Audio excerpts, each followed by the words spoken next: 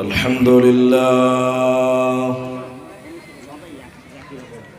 نحمده ونستعينه ونستغفره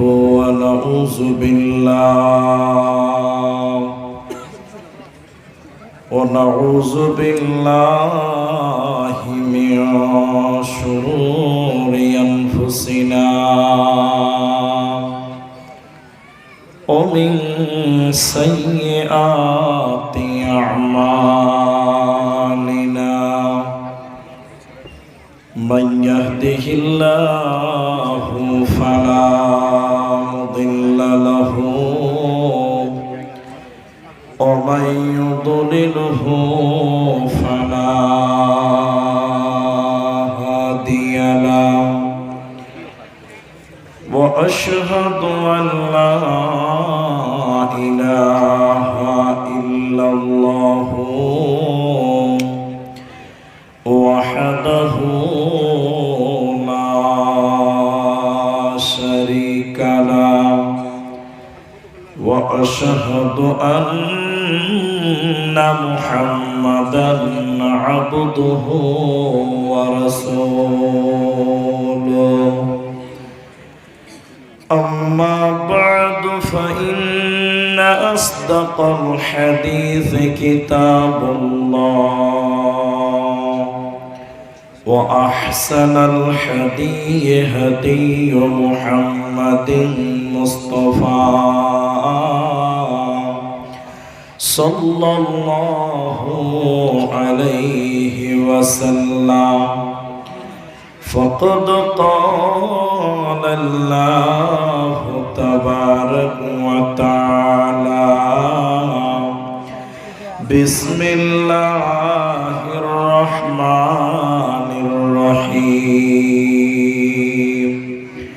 والعصر إن الإنسان لفي خسر وقال النبي صلى الله عليه وسلم رجل ذكر الله خاليا ففازته عينه أو كما قال عليه الصلاة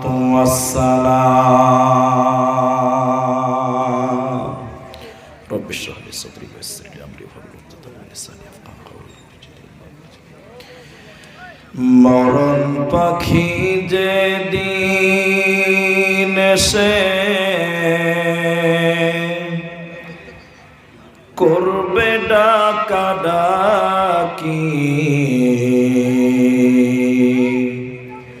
থেমে যাবে জীবন তোমার বন্ধ হবে আখি মরণ পাখি যেদিন এসে করবে ডাকাডাকি থেমে যাবে জীবন তোমার বন্ধ হবে আখি দুনিয়াতে আছো তুমি টাকা পয়সা নিয়ে মরার পরে করবে দাফন সাদা কাফন দিয়ে দুনিয়াতে আছো তুমি টাকা পয়সা নিয়ে মরার পরে করবে দাফন সাদা কাফন দিয়ে যাইবে তুমি খালি হাতে থাকবে পরে সবে থেমে যাবে জীবন তোমার বন্ধ হবে আখি ওরে মন থেমে যাবে জীবন তোমার বন্ধ হবে আখি আপন ঝুরি কর ভারী সময় যে আর নাই মরণ পাখি দিলে রে ডাক রবে না উপায় আপন ঝুরি কর ভারী সময় যে আর নাই মরণ পাখি দিলে রে ডাক রবে না উপায়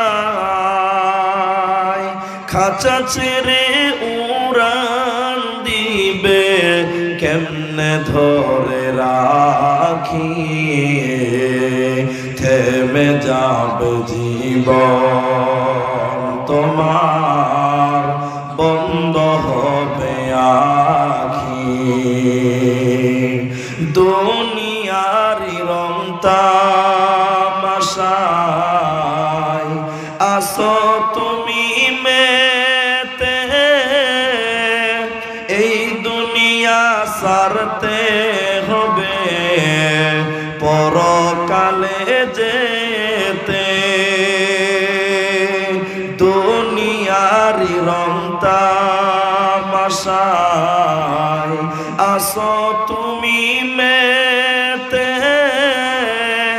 এই দুনিয়া সারতে হবে পরকালে যেতে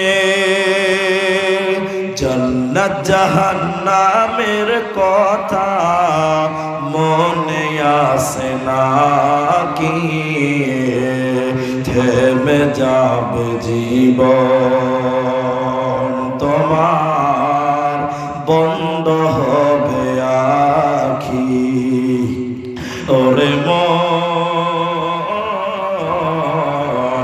থেমে যাবে জীবন তোমার বন্ধ হবে আখি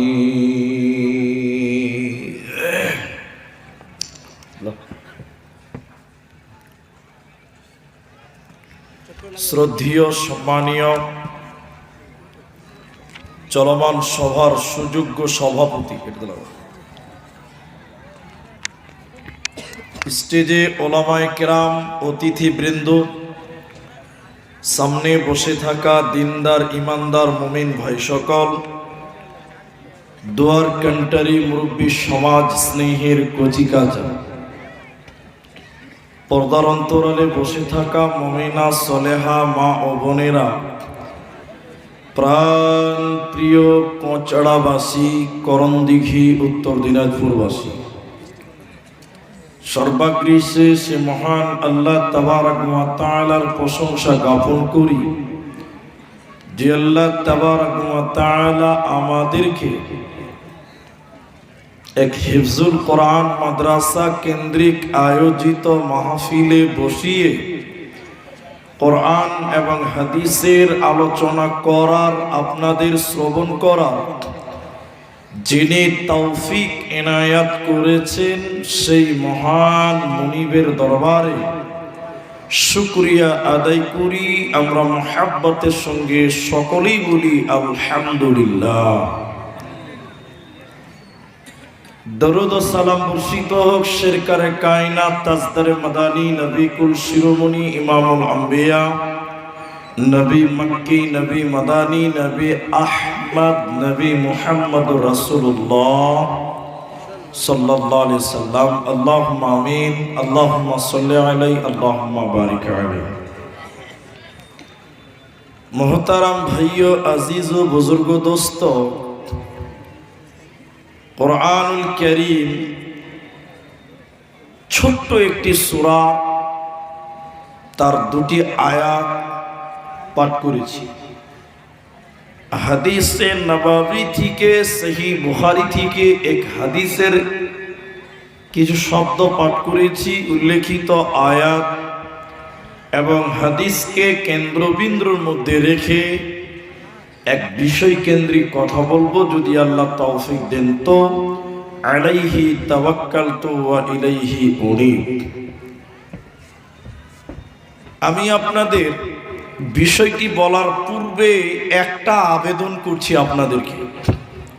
বহুত মানুষ দাঁড়িয়ে আছেন, কেউ বসে আছেন। আমি আপনাদের যারা বসে আছেন তিনাদেরকে বলছি, আমি কথা কিছু জিজ্ঞাসা করব আপনাদেরকে। আপনারা যদি উত্তর দেন তাইলে আমি আপনাকে বোঝাতে সক্ষম আর আপনার বুঝতেও সুবিধা হবে। আপনারা সবাই কথা বলবেন, বলুন ইনশাআল্লাহ। জি। পৃথিবীতে 100টার মধ্যে 95টা বিষয়ে মানুষের মধ্যে ইখতিলাফ আছে। 100টার মধ্যে 95টা বিষয়ে মানুষের মধ্যে মতভেদ আছে। মাত্র 5টি ব্যাপারে মানুষের 5% ব্যাপারে মানুষের দ্বিমত নাই বা মতভেদ নাই। রুচির ব্যাপারে মানুষের বিভাজন আছে। কেউ মাছ খেতে ভালোবাসে তো কেউ গোশ খেতে ভালোবাসে, কেউ রুটি খেতে ভালোবাসে তো কেউ ভাত খেতে ভালোবাসে। কিন্তু এমন কিছু বিষয় আছে যাতে সবাই একমত। যেমন বিজেপি বলছে যে দেশে শান্তি চায়, তৃণমূল বলছে না আমরাও শান্তি চাই, কংগ্রেস বলছে আমরাও শান্তি চাই, সিপিআইএম বলছে আমরাও শান্তি চাই, আইএসএফ বলছে আমরাও শান্তি চাই, আসামের ইউডিএফ বলছে যে আমরাও শান্তি চাই। এবার আপনারা বলুন, দেশের মানুষ শান্তিতে আছে? জোরে বলুন, আছে? পৃথিবীতে এমন একটা লোক পাবে না যে বলবে যে আমি চাই না যে শান্তিতে থাকুক। বরং এ ব্যাপারে সবাই একমত যে দেশে শান্তি চাই, শান্তিতে থাকবো। কিন্তু মানুষেরা কেউ কেউ কেউ নিজে বলছে না যে আমরা শান্তিতে আছি। বলছে ভাই না। তার মানে দুনিয়াতে শান্তি নাই। আমার আজকের আলোচ্য বিষয় হলো ফিতনা, সমস্যা, প্রবলেম। এই সমস্যার ব্যাপারে কিছু কথা তুলে ধরবো, তারপরে সাজেশন দিব কিভাবে আপনি ফিতনা থেকে বাঁচবেন। পৃথিবীর যেই প্রান্তে যাবেন না কেন, যেখানেই যান না কেন, সেখানেই দেখবেন অসম্ভব, শান্তি নাই। সেখানেই দেখবেন ফিতনা, সেখানে দেখবেন ফাসাদ, সেখানে দেখবেন ঝামেলা। শান্তি বলে কিছু থাকবে না।